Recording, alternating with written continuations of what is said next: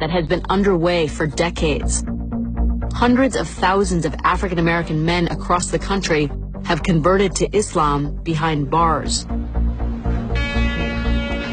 To understand why incarcerated black men are drawn to this faith, I have to go inside, beyond the checkpoints and locked doors, to the secure world where so many have found Islam. How you doing?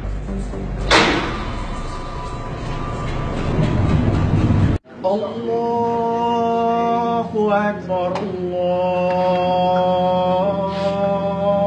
Akbar, Allahu Akbar, Allahu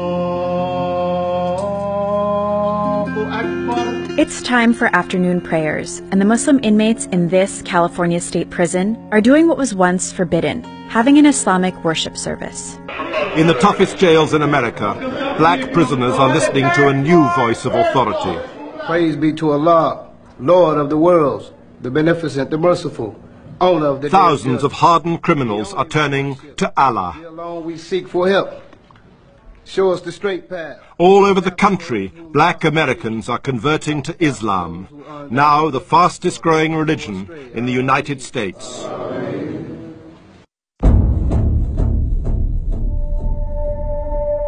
Allahu Akbar. Something radical is happening inside U.S. prisons. Allahu Akbar. How many of you all converted to Islam inside prison?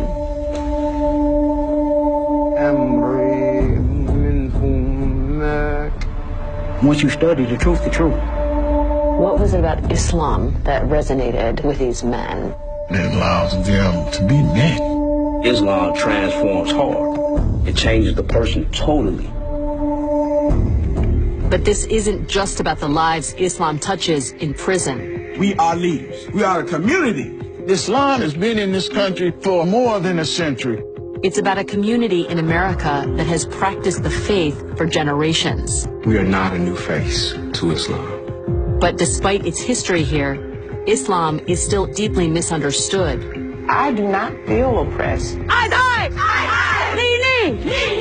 We love our brothers. We do. We really do. So yes, something radical is going on, but it's not what you think. Of the 3,832 inmates at Solano Prison, the chaplain estimates about 5% are practicing Muslims. The prison doesn't track religious identity, partly because it's so fluid. How many of you have been in here more than once?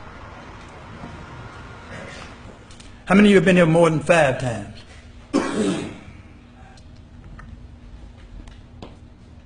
5 million people in the United States are under the supervision of the criminal justice system. If it continues to increase, this number will soon rival the 6 million enrolled in the nation's higher education system. Frightening. Across the country, some of these men will return to the gangs after their release, but they all take Islam with them. It seems to offer hope of rebuilding the social and family ruins in the ghettos. I look in your faces, man, and it saddens me.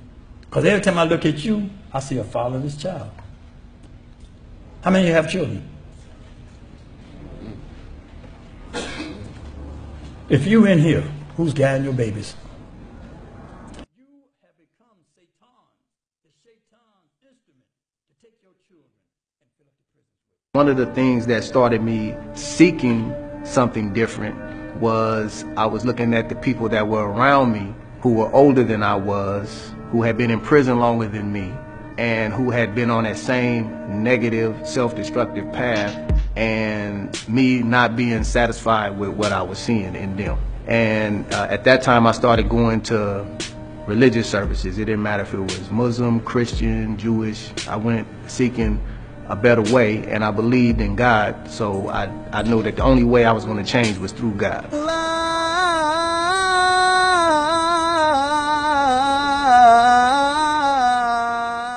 In a district of Chicago known as Terror Town, the Imam or priest, Rami Mohammed, leads Friday prayers.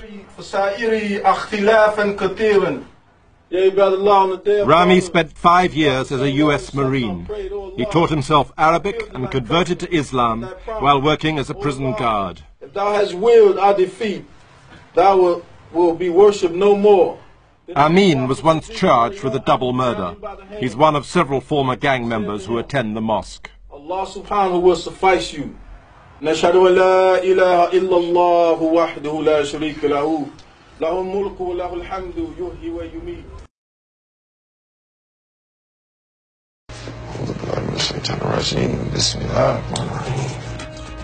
I knew that I needed to search for God because I was doing wrong. I just wanted some help. I knew I couldn't do it on my own. Oh, wow. How many of you all converted to Islam inside prison? So almost all of you. Why do you think prison is such a prime place for this to happen? I believe that we find Islam in here because you have nothing but time and books. And once you study the truth. We don't call it a religion, it's a way of life. It's full of discipline, and it's something we all need. You know, we have the example of the prophet, and I wanted to be a different man, just being a better father, being a better husband. I'm hearing stories of transformation, but these men are felons, and now they're embracing a faith that some people have come to fear. There is a perception that men convert to Islam and then become radicalized in prison. How do you respond to that? There's nothing in the Quran that teaches us to be destructive or cause harm. It's a peaceful way of life. We don't hate all non-believers. We don't hate all non-Muslims. We love people. We love safety and security just like everybody else. So our responsibility as Muslims, when we get out, we have to show them that Islam is not what they generally see in the media.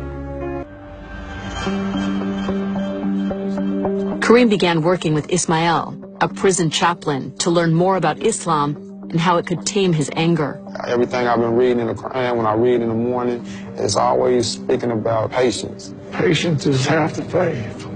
Things are going to come to you if you believe in Allah and you rely on Him. Over the past 17 years, Ismail has counseled hundreds of men like Kareem, many with violent pasts. Islam is founded on discipline and faith. Alcohol, drugs, and sex outside of marriage are forbidden. Moral virtues such as truthfulness, kindness, and patience are guiding principles. Allahu Akbar, Allahu Akbar, la ilaha illallah. Kareem and his fellow Muslims have spent years developing those qualities in themselves. Once a week, they come together in prayer. Allahu Akbar. Allahu Akbar. The sincerity and the brotherhood that these brothers show is just so strong because that's all we have. For Kareem, one of the initial draws to the faith was that the Prophet Muhammad had companions who were the lowest members of society. His followers were outcasts. They were like us. Assalamu alaikum wa rahmatullah. In just 24 hours, Kareem will part from these brothers and be released. Structure and discipline have been easy to maintain within the strict confines of prison. But the outside world is filled with temptation. Many men try to make it and fail. When you get out there, the challenges are going to be outrageous. Right. You're going to be tested. He's going to try to build a new relationship with people who's doing the right thing, people who's working, going to school. I'm betting on him, and I'm rooting for him. And I pray God he doesn't let himself down. Your brother Kareem is leaving here tomorrow. Does anyone have any words for him? Hopefully I will meet you again in the world. Forgive me, I'm getting emotional a little bit. You know, because we love our brothers. We do. We really do. We love our brothers. I love you too, Rob.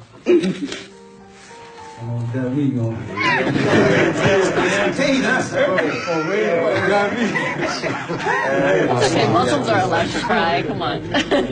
But in prison, you're supposed to have some this manly facade that you're never supposed to cry, but We do, man. We do cry. We do. Things do get emotional. Kareem is clearly going to be missed. You know we love you. Love you too. Tomorrow, he leaves behind this brotherhood and takes his fortified faith and knowledge out into the world.